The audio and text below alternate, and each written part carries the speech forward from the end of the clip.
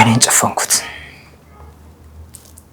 ጨፈንኩ ለመናገር ጨነቀኝ ጨፈንኩ እኔ አንድ ነገር ልንገርሽ እንዴት ብዬ እንደምነግርሽ አላውቅም የኔ እንደዚህ መሆን ግራ መጋባቴ 24 ሰዓታት ሁሌ አንቺን ማለቴ አያስፈራሽም ግን እረተ ያስፈራል መቼም ይሄን ካይች ሐሳቡን ተቀይራለች ቢያስባሉ ቢያንስ ይሄን ሲሰማ የሆነ ነገር ታሰባለች ብዬ ነው በቃ ተንፋሽንን ሰብስባ አድርጌ እንደዚህ የግቢው አጥር አለ ከሱ ጋር እንደዚህ ደገፍ ብዬ እንደቆምኩ ያላሰብኩት ነገር ሆነ ምን አንድ ነገር ልንገርሽ እድለኛ ነሽ በዚህ ምድር ብዙ ፍቅር ታሪክ አለ ለብቸኛው መጽሐፍ የታተመላት ሴት ግን አንቺ ነሽ በስክሪፕቶ ወይም በቀለም ሳይሆን በእንባ ነው የጻፍኩት ናፍቃኛለች እኔ እውነት ለመናገር ማለት ነው በጣም ናፍቃኛለች እና በቃ ወላዲተ አምላክ ለኔ እኮ ምናምን በቃ እኔ አትወጂኝ ማለት ነው እኔ ልጅ አይደለው ቀረው ነው እንደዚህ ቢሆን ሳለቅ ሲወልኩት በቃ ለምንድን ነው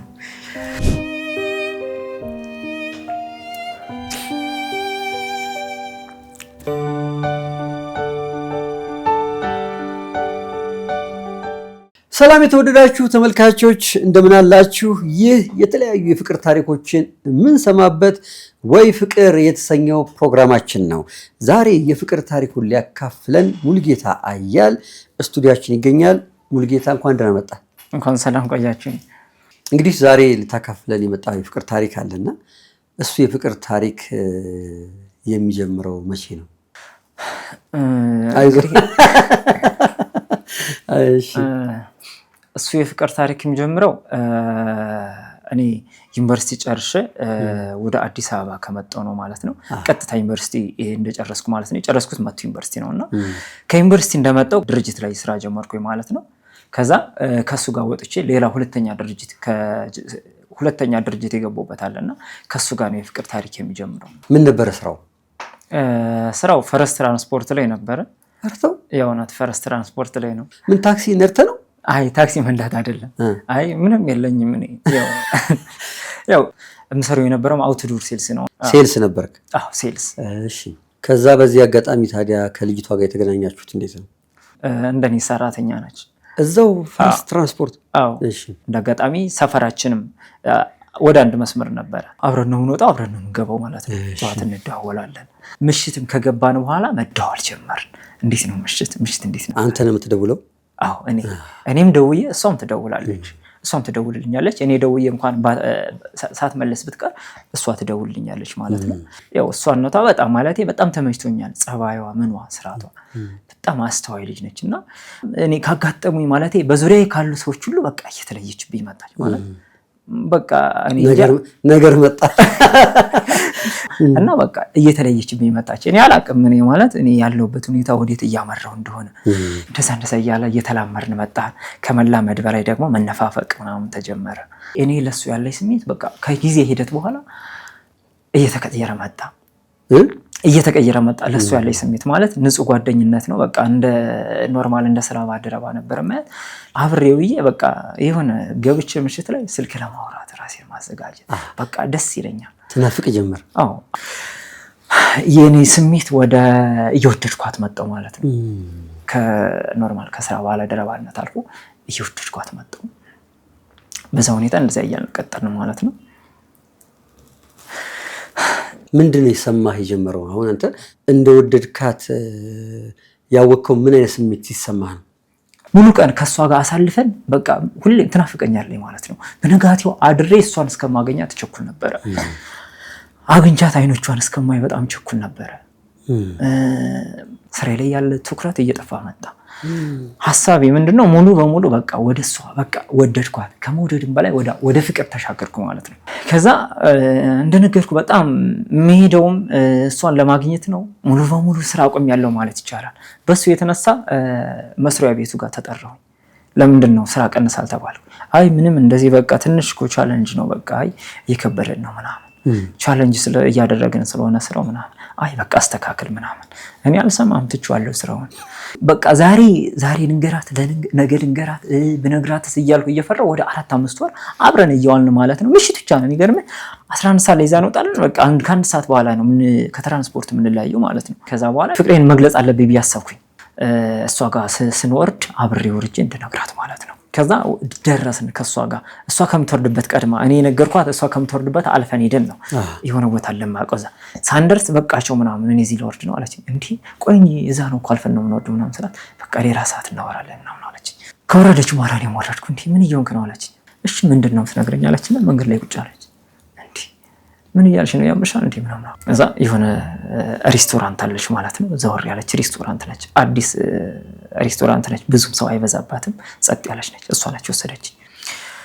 ከዛ ጨነቀኝ ገባን። የሆነ ነገር አዘዝን ቀለል ያለ ነገር። እሷ ደግሞ የሆነ ምግብ ነገር እንድናዝ ፈለኩ። አይሆንም አለች። ሻይ አዘዝን፣ ሻይ ተጠቀምን። ከዛ በመሀል ያው ሻይ እየጠጣን ልናወራ ነበር። ሻዩ ተጠጣ ሳናወራ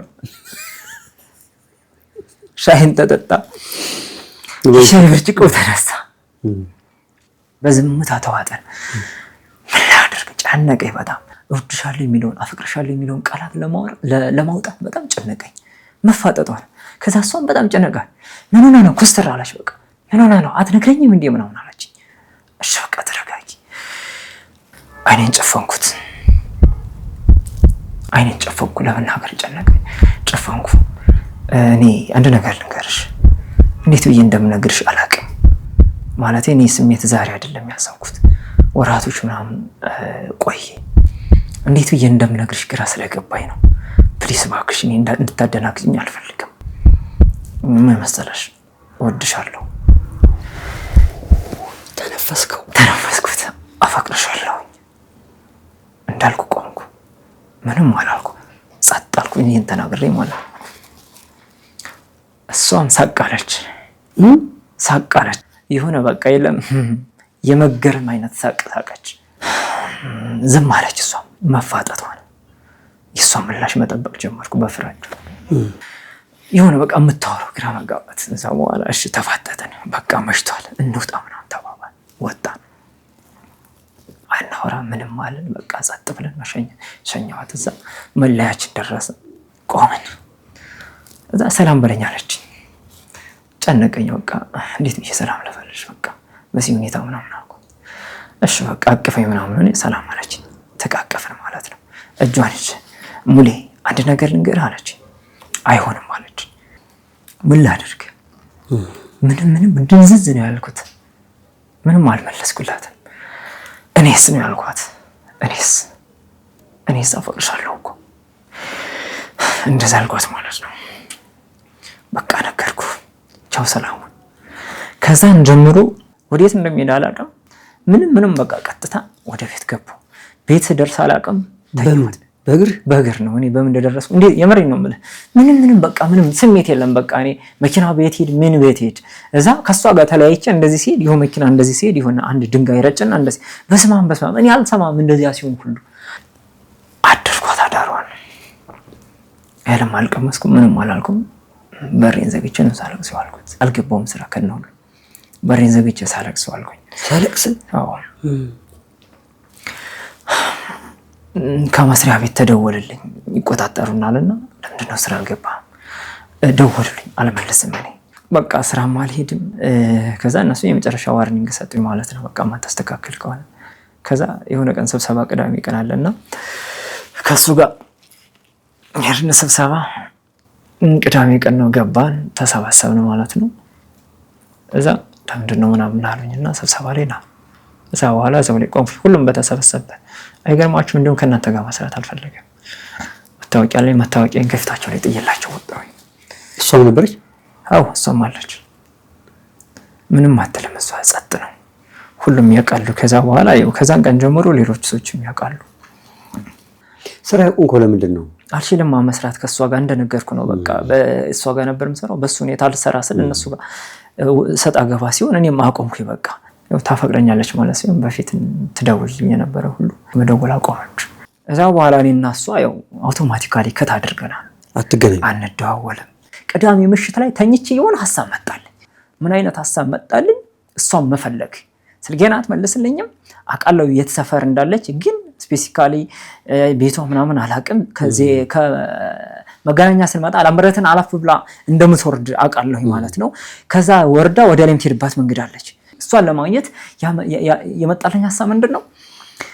ቤተክርስቲያን መሄድ ቅዳሜ ጠዋት ምሽት ላይ እንደዛ ሰው ጠዋት ቤተክርስቲያን ለመሄድ ወሰንኩኝ። እሑድ ጠዋት ቤተክርስቲያን መሄድ? የት ቤተክርስቲያን የምትሄደው?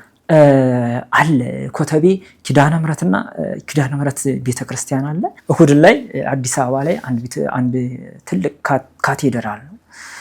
እዛ ቤተክርስቲያን ላይ ምን ያክል ህዝብ ምን ያክል ምዕመን እንደሚኖር ኢማጂን። ከዛ ምን ላይባት መንገድ ጋር ቀጥታ ሄድኩ። ሲሄድ የሚታይ ትልቅ ተራራ አለ፣ ቤተክርስቲያን አለ። እኔ የማውቀው እዛ ቤተክርስቲያን ነው። ሲሄድ 2 ቤተክርስቲያን አለ። እኔ ሂጅ አላውቅም። ትልቅ የመድኃኔዓለም ካቴድራል ነው። በጣም ህንፃ ቤተክርስቲያን ትልቅ ነው። አንደኛው ደግሞ የእመቤታችን የኪዳነ ምሕረት ነውና ከሱ ጋር ሄድኩኝ። ሲሄድ 2 ቤተክርስቲያን ነው። አንዛ ከየትኛው ደግሞ ግራ ገባኝ። ሳይው ያኛው የመድኃኔዓለም ወጣ ያለ ነው የተወሰነ። እሷም ትሄድባት መንገድ አይ ከዚህ ጋር ነው የምትሆነው። ዛሬ ከዚህ ጋር ልያትና ነገና ከነገ በኋላ ደግሞ መድኃኔዓለም ሄዳለሁ አልኩ። ኪዳነ ምሕረት ገባሁ ማለት ነው። እንደገባው 2 በር ነው ያለው። በታችኛው 1 በር አለ፣ በስከላኛው ደግሞ ሌላ ትልቅ በር አለ ማለት ነው። ካገኘኋትም ብዬ እንድታቀኝ አልፈለኩም። እሷን ማግኘት ነው የፈለኩኝ። እኔ አለባበሴን ኩፍያ አድርጌያለሁ፣ መነጽር አድርጌያለሁ፣ ከዛ ደግሞ ማክስ አድርጌያለሁ። ሙሉ በሙሉ ነጠላዬን ደግሞ በጀሮዬ አድርጌ እንደዚህ እና ኖርማሊ ጸሎትም ለማድረግ ነው የሄድኩት። በዛው እባክህ ፈጣሪ እያልኩ ዳዊትን አነበብኩት ነው የሚባለው። አነበብኩት። ያው ግን ያው አንብቤም ስጨርስ በቃ የለም እባክህ ፈጣሪ ምናምን ብያለሁ። እውነት ለመናገር ያው በትክክል ያው የቀኑን ጸሎት ባላደርግ እንኳን ያንን ነገር እያሰብኩ እንዳገኛት ግን ጸሎት አድርጌያለሁ። ከዛ ጸሎትን አደረግኩ። በታችኛው በር ጸሎት አደረግኩኝ፣ ጨረስኩኝ። ከዛ ያው ሄድኩኝ። በታችኛው በር ስጠብቅ ያን ያክል የሚወጣ የሚገባው ሰው ብዙም አይደለም። በታችኛው መንገድም ያው የሚመጣበት እሷም ትሄድበት ሳስብ አይ እስኪ በዚህ እንኳን ላትሆን ትችላለች ብዬ በዋናው በር በላይ ሄድኩኝ። ልክ ማለት ነው የመጨረሻ አንዴ እቱ በሰላም ተብሎ ሲወጣ ሁሉም ሰው በዋናው በር ጥርቅል ይችላል። ሳይ በቃ አይኔ ብዥ አለብኝ። እኔ ባያትም አላስተውላስ ያኔ አይኔ ብዥ አለብኝ። በቃ ትልቅ አለ። በቃ የመጨረሻ እኔ ቆመ እያየህ ነበር? አዎ ዝም እንደዚህ ማለት ይኸው ተጠግቼ እንደዚህ ጥግ ላይ ብዬ እንደዚህ ምናምን አትኩሬ ያለው ዋናውን በር እንደዚህ እማይ አይመስልም። መነጽር አድርጌያለሁ። አለባበሴ እማይ አይመስልም። የሚያይ ሰውም አያውቀኝም። ከዛ እንደዛ እያደረኩ ተስፋ ቆርጫለሁ። ግን ያው ሳላገኛት አልመለስም። ባላገኛትም ሰው ወጥቶ ይልቅ ብዬ ወሰንኩኝ። ከዛ በኋላ አንዳንዴ በቃ እኔ ያን ቀን አላምነውም። በቃ ሰው ሁሉ ወጥቶ ወደ ማለቅ ደረጃ ሲደርስ የአጎቷ ልጅ ወይም ያክስቷ ልጅ አለች ታላቃቸው ምናምን ከሱ ጋር ነው የሚኖሩ ከሷ ጋር ነው የሚኖሩ። ህፃን ልጅ አላት። የሷ ልጅ አዝላ ሁለታቸው ከኋላ መጡ። አዎ የሰራ ከራስ ልክ ማለት ነው ማረርገው ራግ ብትን ያለ በጣም ደነገጥኩ ነው ማለት አስበው። የሆነ ያለ እነሱ የሚመጡበት ከአውደ ምሕረቱ የሆነ ደረጃ አለው የተወሰነ ዝቅ እያለ ነው። ከዛ በኋላ ከደረጃው ዝቅ ብሏን እንደዚህ ታደርግ ነው ያየኋት።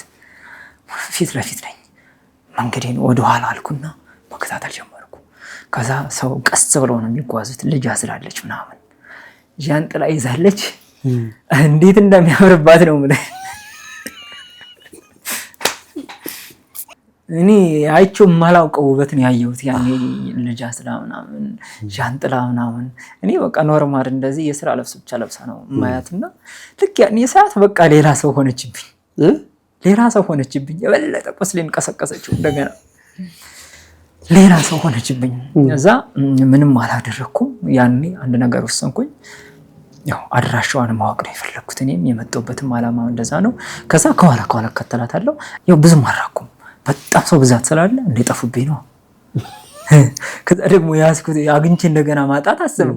ከዛ በኋላ እንደዚህ እያልኩ እየተከተልኳቸው መጣሁኝ። ከዛ እነሱ ብቻቸውን እየቀሩ በመሃል 2 ሰው 3 ሰው እያለ ሲቀር በመሃላችን ያለው ሰው ተበትኖ አለቀ። ባያውቁኝም እየተከተልኳቸው እንደሆነ ሊያውቁ ነው። ፈራው። ከዛ በኋላ እነሱና አንተ ብቻ ቀራችሁ? እኔና እነሱ ብቻ ቀራን። ወደ ቤታቸውም ተጠጉ። ከዛ ከኋላ ራኩኝ። ያው ከጠፉብኝም ፈጥኝ ሄጄ ያው አገኛቸዋለሁ። በሆነ ቅያስ እንደታጠፉ አገኛቸዋለሁ። ሌላ ሰው አይኖርም ማለት ነው። ልክ እየተከታተልኳቸው ሄድኩ። እንደዚህ አሳደርኩ። ውስጥ ለውስጥ መንገድ ነውና ከዛ ስልክ ይዣለሁኝ፣ ካሜራ ይዣለሁ ማለት ነው። መንገዱን እየተከታተልኩ እንትን አልኩት ማለት ነው። ወደዚህም ወደ ቀኝም ወደ ግራም እየቀረሱት ፎቶ እያነሳሁት ሄድኩ። ፎቶ እያነሳሁ ተከተልካቸው? ፎቶ እያነሳሁ ተከተልኳቸው። እዛ የመሪ ነው ብለህ ያኔ የሆነ የስለላ ፊልም ማይታለ የምሬ ነው በቃ ያኔ የምሬ ነው ኃይለኛ ሰላይ ነበርኩኝ ማለት ከዛም በላይ ነው። ከዛ በኋላ የሆነ ቅያስ ትልቅ ቅያስ ታጠፉ ቀጥ ብለው ሄዱ። ሂጂ ይታጠፋሉ በላይ አይታጠፉም። ቀጥዛ እኔም በርቀት እያየኋቸው ተከተልኳቸው። ከዛ የመጨረሻ ላይ እንደዚህ ወደ ውስጥ ገብተው መታጠፍ የሌለው መንገድ ውስጥ ገቡ። ከዛ የሆነ ቤት ውስጥ ገቡ ጥቁር በር። ከዛ በኋላ ተመስገን አልኩ። ከዚህ በኋላ የትም አልሄድም። ከዚህ በኋላ አጠፊም ነው። አዎ ከዚህ በኋላ አጠፊም። እኔ እዛ በኋላ እንቅልፍ መተኛ አይደለም ጽሁፍ መጻፍ ጀመርኩኝ። ስለሷ በየቀኑ ከመጀመሪያው ጀምሮ እጽፋለሁ። ጽፎ ምንድነው ግጥም ነው። ያለቀስኩ ነው ጽፎ ማለት ነው። ማለቴ በስክሪፕት ወለበልኝ በእንባ ማለት ነው የጻፍኳቸው ጽፎችን እንደዛ እያልኩ ወደ 81 ፔጅ ደረሰ ማለት ነው። በየቀኑ ይጻፍክ በየቀኑ ማለት ነው። ከዛ በኋላ እንደዚያ ሲሆን አንድ ነገር መጣልኝ። ለምን በመጽሐፍ መልኩ አላሳትመውም አልኩት። የጻፍከውን አወጣው አወረድኩ። የመጽሐፉን ስም ራስን አጥቶ ሰውን ፍለጋ ብዬ ርዕስ ሰጠሁት። እኔ ለራሴ ብዙ ውጣ ወረዶችን እያሳለፍኩ በልጅነት የጀመሩ እነዛ እኔን ለማግኘት ወይም የተሻለ ነገን የተሻለ ሙሉ ጌታን ለማግኘት ብዙ መስዋዕት እየከፈልኩ እያለው ለሷ ስል ግን እኔነቴን ታትኩት፣ አላማዬን ተውኩት። እኔነቴን ጤናዬን ሁሉ እስከ ማጣት ድረስ ደረስኩ ማለት ነው። ሶዛት ራስን አጥቶ ሰውን ፍለጋ ብዬ መጽሐፌን ርዕስ ሰጠሁት። መታሰቢያነቱን ጻፍኩት። ለሷ ነው ስፔሻሊ መጽሐፉ የሚታተመው ለሷ ነው። ወይ ፍቅር እንደዚህ በየዕለቱ የሚሰሙን ስሜቶች በጽሁፍ አለ፣ በየመሃሉ ደግሞ ግጥሞች አሉ። እነዚህን አንድ ላይ አድርገህ ጽፈህ ከጨረስክ በኋላ ለሷ ለመስጠት ነው ያሰብከው? እስቲ ግጥሙን አንዱን ግጥም ብታነብልን ደስ ይለኛል። የግጥሙን ውስጥ አያስፈራሽም ግን ይላል። አያስፈራሽም ግን የወደደን መጠላት ያፈቀረን መግፋት የጠላን መከተል ንጹንብን መርሳት ቆሞ አለመዳመጥ የጋዱን እውነት የኔ እንደዚህ መሆን ግራ መጋባቴ 24 ሰዓታት ሁሌ አንቺን ማለቴ አያስፈራሽም ግን ሁሌ ተደብቄ የማነበው እንባ ከአይኖቼ አልፎ ልቤ ጋር ሲገባ እኔነቴ ጠፍቶ ጸባዬ ሲቀየር ቀኑም እንዳሌቱ ሆኖ ስደናበር አያስፈራሽም ግን እረተ ያስፈራል ቀንም ይቀየራል ያዘንም ይስቃል የሳቅም ያለቅሳል የተራበም ጠግቦ የታመመም ድኖ ያልነበረም ሆኖ ታሪክ ይቀየራል እኮተ ያስፈራል የነገር ማን ያውቃል አንቺም ሰው አፍቅረሽ ህመሙን ስታዩ ያኔ ይገባሻል ይላል።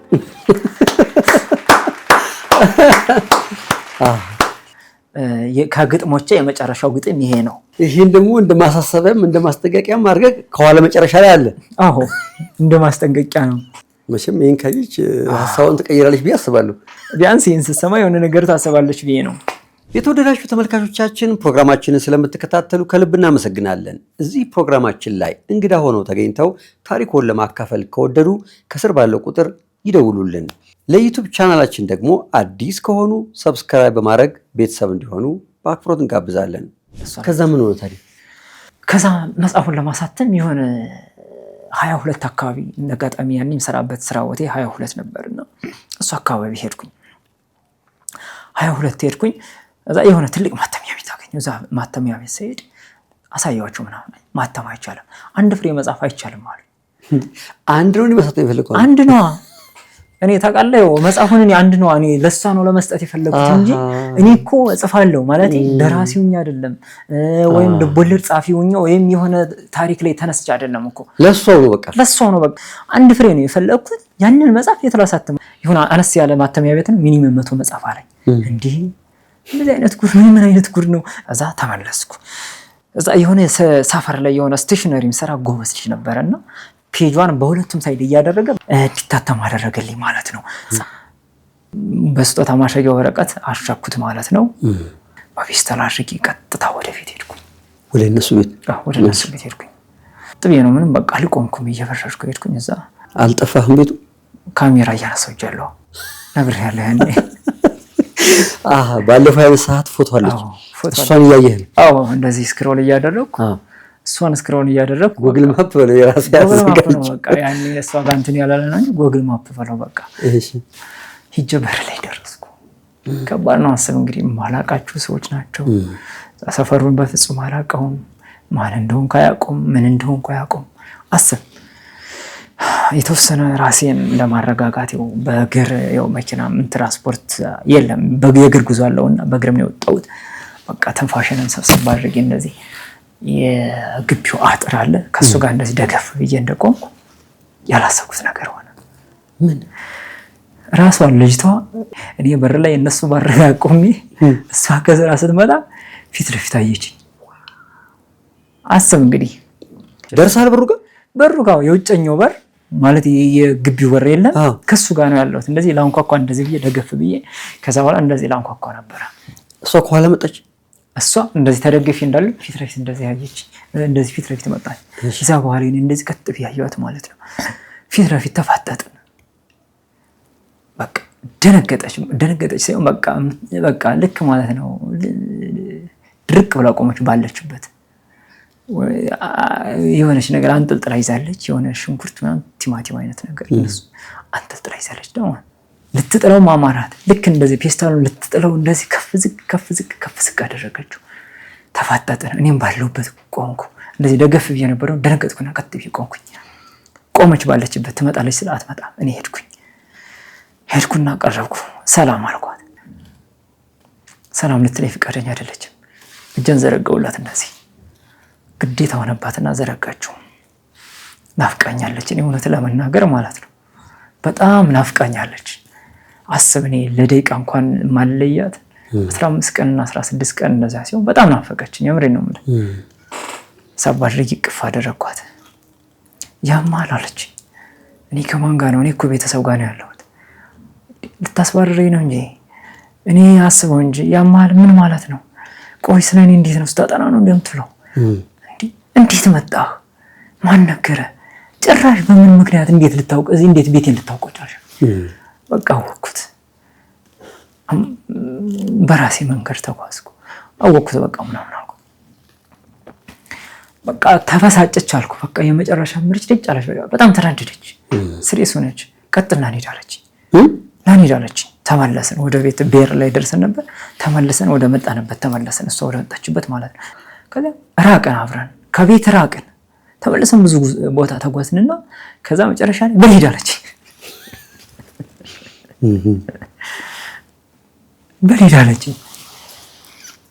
ከዛ በኋላ ለምንድን ነው የምሄድ አልኳት። ለምን ሄዳለሁ? ምን ብዬ መጥቼ ነው የምሄደው? በቃ ነገርኩህ እኮ ለምንድን ነው የማትረዳ? ለምን አይገባም ምናምን አለች። ይቅርታ እውነቱን ልንገርሽ፣ እስከ ዛሬው እኔ ላለቅስ አይደለም፣ እስከ ዛሬ እሞታለሁ ህይወት ያላንቺ አይሆንም ልልሽ አይደለም። እውነቱን ልንገርሽ፣ አፈቅርሻለሁ። በዚህ ምድር እድለኛ ሴት ነሽ። ማንም ብትሄጂ የሚያገባሽ ሰው ይኖራል። የኔን ያክል የሚያፈቅርሽ ሰው ግን ማንም የለም። ለሱም ምስክሩ ይኸው ብዬ መጽሐፉ እንደዚህ ሰጠዋት። ልሰጣት ስል የሆነ የስጦታ ወረቀት መሰላት የሆነ ስጦታ ነገር መሰላትና አመነታች ለመቀበል። ጨነቃት። አይዞሽ ተቀበይ፣ ስጦታ አይደለም። ስጦታ እኮ የሚሰጥ ምክንያት አለ። በዚህ ሞመንት ምን ብዬ ላንቺ ስጦታ ሰጣለሁ? አስቢው እስኪ። እና የስጦታ ሳይሆን የነገርኩሽ ነገር ነው። በቃ መጽሐፍ ነው አልኳት። መጽሐፍ ቤት ገዝቼው ምናምን አይደለም፣ ራሴ ነኝ የጻፍኩት። እመኚኝ፣ በስክሪፕቶ ወይም በቀለም ሳይሆን በእንባ ነው የጻፍኩት። በእንባ የተጻፈ መጽሐፍ ነውና አውቃለሁኝ እንደማታነቢው ወስደሽ ልታስቀምጪው እንደምትችይ አውቃለሁ። እመኚኝ፣ የሆነ ታይም ላይ በቀን ብዛት ግን ልታነቢው ትችላለሽ። ስለዚህ የሆነ ቦታ አስቀምጪው። ዛሬ አታነቢውም እርግጠኛ ነኝ። አታንብቢ፣ የሆነ ቦታ ላይ አስቀምጪው። የሆነ ታይም ላይ ታነቢዋለሽ ምናምን። አንድ ነገር ልንገርሽ፣ እድለኛ ነሽ። በዚህ ምድር ብዙ የፍቅር ታሪክ አለ። ለብቸኛዋ መጽሐፍ የታተመላት ሴት ግን አንቺ ነሽ። እሷም ደነገጠች። እዛ በኋላ መልሳ እንደዛ ተናዳ የነበረች ጨነቃት። እንደዛ ያን ሁሉ ነገር ከዛ እኔ እንዳልሰማው አድርገ ጭራሽ መጽሐፍ እስከ ማሳተም ድረስ ምናምን አለች። እሷም በውስጧ ማለት ነው። በውስጧ ነው ያለችው፣ ግን ወጣ ከውጭ ሰማው። እኔም የመጨረሻ እንትን ብያለሁ። እዛ በኋላ ሰጠዋት። እንደስከ ዛሬው መደዋወል የለም። እዚህ በኋላ እኔ ሙሉ ጌታ ነኝ አልኳት። እዛ በኋላ እመኚኝ፣ በህይወትሽ ዙሪ አልመጣም። መንገዱን ሁሉ መልካም መንገድ ያደርግልሽ፣ መንገዱን ሁሉ ጨርቅ ያደርግልሽ፣ መልካም እድል አልኳት። ያው ያኔ እውነት ለመናገር በቃ በዛን ስሜት ነው እንጂ ወንድነት የመጥቶ ነው እንጂ ምንም በቃ አይደለም። በቃ ግልጽ ነገር ወንድነት መጥቶ ነው እንጂ የእውነት አይደለም። በቃ ግልጽ ነገር እዛ በኋላ ብዙ ነገር አለ። የዛን ቀን በቃ እኔ ሙሉጌታ ነኝ ካሁን በኋላ ልመለስም አልደውልልሽም አልክ። ልብህም ባይሆን ብቻ በአፍህ ብለህ ሄድክ። ተለያያችሁ? ተለያየን በቃ። ያኔማ በቃ ነበር። እሺ በቃ ጨነቀኝ። እዛ በኋላ የምሬን ነው የምልህ በቃ እዛ በኋላ ከባድ ሆነብኝ። ምንም አላለችም? መጨረሻ ስትለያዩ ምንም አላለችኝም እሷ። እሺ የምሬን ነው የምልህ እስከ ዛሬ ሲው እየተጨቃጨቅኩም እያልኩም ይዣት ቆይቻለሁ። ከዛ በኋላ በጣም ከፋኝ። ከባድ ነገር እንደው በዚህ ምድር የምሬን ነው የምልህ የምታፈቅረውን ሰው እያሰብክ ለዛ ሰው ያለን ፍቅር እያወቅ ያን ሰው ለመጥላት ወይም ከዛ ወደ ሰው ለማድረግ የምታደርገው እንቅስቃሴ በጣም ከባድ ነው። እዛ በኋላ በቃ ለቅሶ አሁንም አላቋረጠም። በቃ እንደዛ እያለ መስከረም 21 ቀን እንደዛ ብዬ ሰጥቻት እስከ ታህሳስ 10 ምናምን ቆየሁኝ። ምንም ለውጥ የለም። ከዛ ጨነቀኝ፣ ግራ ገባኝ። የምሬን ነው የምልህ በስራዬ ላይ አሁን ሁለተኛውንም ስሬን ላጣ ሆነ። ታህሳስ እስከ ታህሳስ 3 ቀን ወይ ሆነ 4-5 ወር ሆኖኛል። ደግሞ ሁለተኛ ከጀመርኩ አሁንም ሌላ ስራ ማለት ነው። እሱንም ላጣው ነው። በቃ በጣም ጨነቀኝ። አሁንም ህይወት አስጠላኝ ነው የምልህ። በጣም ከበደኝ። በቃ እሷን እንዴት ልርሳት? ሌት ቀን ማልቀስ ነው ስራዬ። ሌት እንቅልፍ አልተኛም እና ምን ላድርግ ሲጨንቀኝ የሆነ ነገር አሰብኩኝ። የሚገርም ቅዳሜ ቀን ታህሳስ 10 ቀን ታህሳስ 12 ቀን ነው እንጂ ቅዳሜ ቀን ቅዱስ ሚካኤል ነበርና ታህሳስ 12 በስራ ምክንያት የሆነ ሴንቸሪ ሞል ላይ ተቀምጫለሁ። የሆነ 3ኛ ፍሎር ላይ ምናምን አለ የሆነ መዝናኛ ምናምን አለና ከሱ ጋር ተቀምጬ የሆነ ስክሮል ሳደር የሆነ እንትን ይመጣልኛል። የስውሯ ማርያም ታሪክ ስክሮል ሳደር የስውሯ ማርያም ታሪክ ይመጣልኛል። ከዛ በኋላ በቃ ብዙ ሰዎች ከጭንቀት ካለቅሶ ካዘን እንትን እንዳሉና በስራቸው ብዙ ስኬታማ እንደሆኑ በቃ በኋላ ቅዳሜ 10 ሰዓት እስከ 12 ሰዓት እዛ ነበርኩ። ወሰንኩኝ። ሌት ተነስቼ ስውሯ ማርያም ሄድኩኝ። እሑድ ጠዋት አረተው የምር ነው የምልህ በቃ ሄድኩኝ። አንዳንዴ ከባድ ነው። በቃ ተፈተንኩኝ። እኔም የምሬን ነው የምልህ ስውሯ ማርያም ገዳም ሄድኩ። ሁሉም ሄደ። በቃ ደስ ይላል። ሄድኩኝ። እንደ ሄድኩ የሆነ ጸበል ወረፋ አለ። ጸበል አስያዝኩ ጀሪካኔን ማለት ነው። ከዛ በኋላ የሆነች ዛፍ አለች ማለት ነው። የሆነ እንደዚህ ብዙም ሰው አይታይባትም። ከመጀመሪያ ቀን ሙሉ ሳለቅስ ዋልኩኝ። በቃ ወላዲተ አምላክ ለምንድን ነው ግን እንደዚህ? በቃ የለም በቃ ቀን አለ። የምሬን ነው የምልህ ፍፄ የሆነ የለም በህይወታቸው ላይ አንዳንድ ሰዎች የሆነ በቃ ስኬት ተሳክቶላቸው ምናምን በቃ ልክ ሲያመሰግነው ምናምን ስፔሻሊ በዓል ንግስ ምናምን ሲሆን በጣም ያስቀኙኝ ነበረ ማርያም እና በቃ ወላዲተ አምላክ ለኔ እኮ ምናምን እኔ ሄድኩና በቃ እኔ አትወጂኝም ማለት ነው። እኔ ልጅ አይደለሁ ቀን ሙሉ እንደዚህ ቢሆን ሳለቅስ ዋልኩት። በቃ ለምንድን ነው ታውቃለህ? እኔ በቃ እሺ አይሁን እናቴንም ማጣዋት ልጅነት በቃ እነዚያ ሁሉ ዩኒቨርሲቲ ላይ በእነዚያ ሁሉ ፈተናዎች አለፍኩ። እሺ ፈጣሪ አሁንም ይከሰኛል ብሎ ያችን ልጅ ይሰጠኛል ብዬ አሰብኩኝና እስ ልጅ አይደለሁ ምናምን ስቅስቅ ብዬ አለቀስኩ። ያለቀስኩበት ምክንያት ለምን አልረሳትም ወይ ወደ እኔ የምትመጣ ከሆነ ልቧን አራሪያትና ከኔ ጋር ትሁን፣ ከለዛ ደግሞ ለምንድን ነው እኔም አልተዋት? ለምንድን ነው መርሳት ያቃተኝ? አለቀስኩ። በቃ መስጂ ከሆነ መልሼ ለምስክርነት እንደመጣ በደጅ መጣሁ። ተመለስኩ።